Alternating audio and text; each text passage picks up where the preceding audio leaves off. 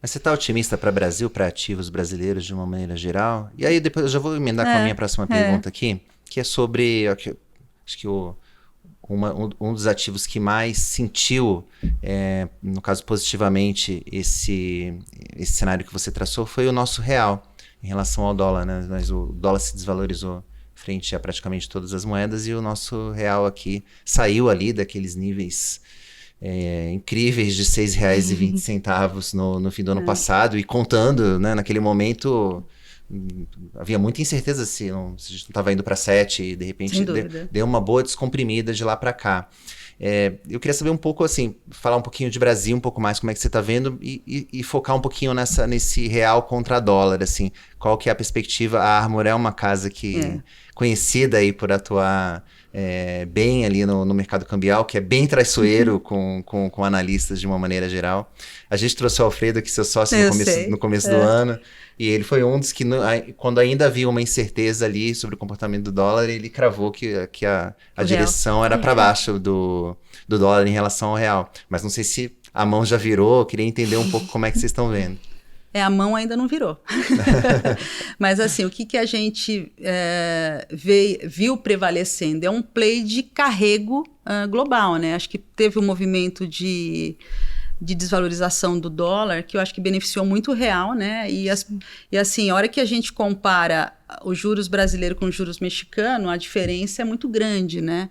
Então, a gente capturou, sim, uma parte do movimento comprado em real, né? E uma parte vendida até contra o peso mexicano. Então, às vezes, a gente ficava muito mais comprado no real e, às vezes, casado com o peso mexicano para financiar a posição, né? E foi uma posição bastante ganhadora. A gente ainda gosta, assim, até porque, como tem ainda o sinal que o Banco Central americano vai cortar a partir de setembro, então está beneficiando, sim, esse play de carrego.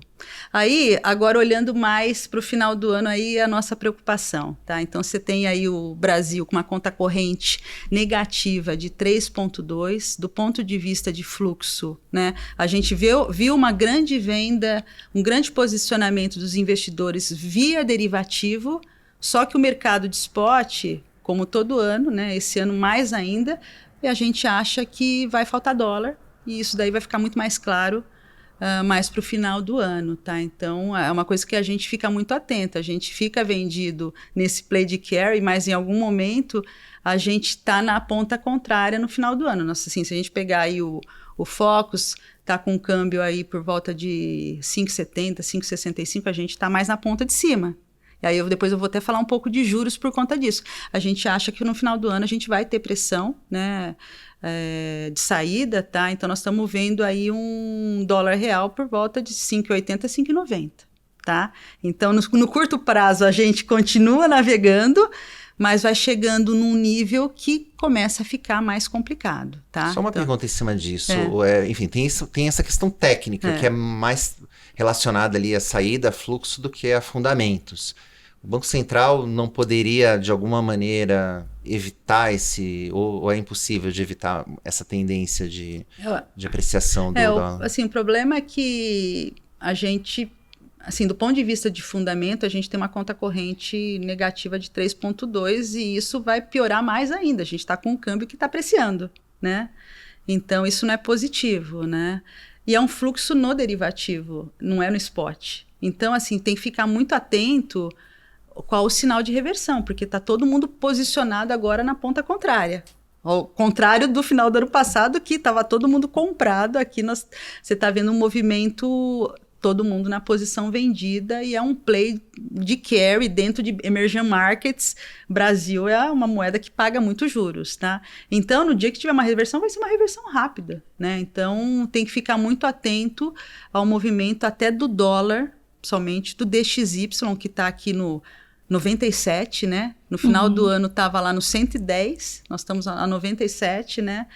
E muito pelo euro, que chegou aqui a 1,18, tá? E aí eu acho que eu posso até engatar, assim, a gente estava com essa visão de dólar fraco, a gente capturou com o real, que como vocês comentaram, a gente faz bastante moeda, a gente capturou bastante comprado em euro, tá? Agora, nessa região aqui de 1,18, o que a gente percebe, né? O termos de troca da Europa começa a ser muito prejudicado. Então, se a gente comparar os principais parceiros comerciais, o euro, nesses níveis, está muito valorizado. Então, de alguma forma, a gente vai começar a ver o impacto sobre a balança comercial europeia, sobre a atividade, né? A economia europeia é uma economia muito aberta, então ela vai sentir. Então, aqui no 1,19, a gente já começa a ver o Banco Central, membros do ECB, começando a ficar preocupados com o nível do euro, tá? Então, a gente, óbvio, viu um movimento de repatriação. Por que aconteceu no caso da Europa, né? Eu também faço mercado já internacional há muito tempo. Quando começou o quantitative easing na Europa, 2014, a taxa de juros ficou negativa na Europa de 2014 até 2 anos atrás. Né? Então, se estava com juros negativos, então o investidor europeu, ele realmente tirou dinheiro da Europa e colocou em outras regiões. Então, a gente está vendo esse movimento de repatriação, porque hoje a taxa de juros na Europa é positiva, né?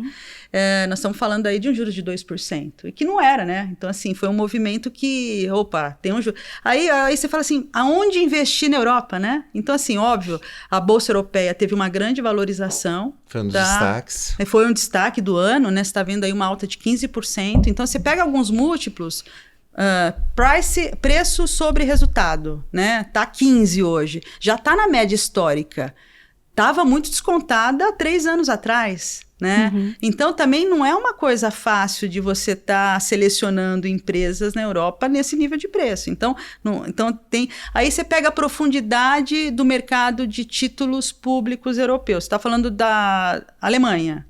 Sim, óbvio que a Alemanha agora ela vai fazer um pacote fiscal grande, né, que todo mundo sabe, voltado para infraestrutura e defesa, ela vai precisar emitir dívida. Então vai ter um mercado para isso. É a oportunidade da Europa, porque seria interessante fazer essa emissão.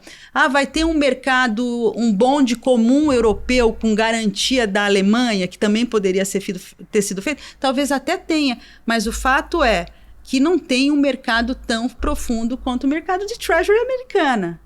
Tá? Então, falta um pouco de profundidade, tá? Então, assim, você vê um pouco nessa região aí de 1,18, 1,19, uma valorização do euro, principalmente com relação aos principais parceiros comerciais. Hoje eu estava dando uma olhada com relação à China. Você tem uma corrente de comércio, né, dos dois lados importantes, né? Então, para a China ela está mantendo o câmbio constante enquanto o euro se valoriza. Então, assim, a gente vai ver, sim, e assim, agora com os Estados Unidos taxando os produtos chineses, eles vão colocar muito produto na Europa nessa taxa de câmbio. Sim. Então, nós vamos ver, sim, uma deterioração da balança comercial na Europa, tá? Então, a gente vai começar a ver um pouco de chiadeira até dentro do Banco Central e, óbvio, uma deterioração de atividade. Do outro lado positivo, você tem um pacote fiscal que foi anunciado, né? A gente está falando aí dos próximos anos, você tem uma expansão fiscal, principalmente na Alemanha, que vai ajudar a sustentar a economia. E foi isso também que ajudou bastante o euro sair de 1,14, 1,13 para onde está hoje, que é esse 1,18. Mas agora um fortalecimento do dólar frente ao XY aí também... Isso pode trazer um movimento de correção, sim, tá? Assim, a gente acha que aqui fica até mais interessante de estar comprado em euro, tá? Para manter algumas outras posições vendidas contra o dólar.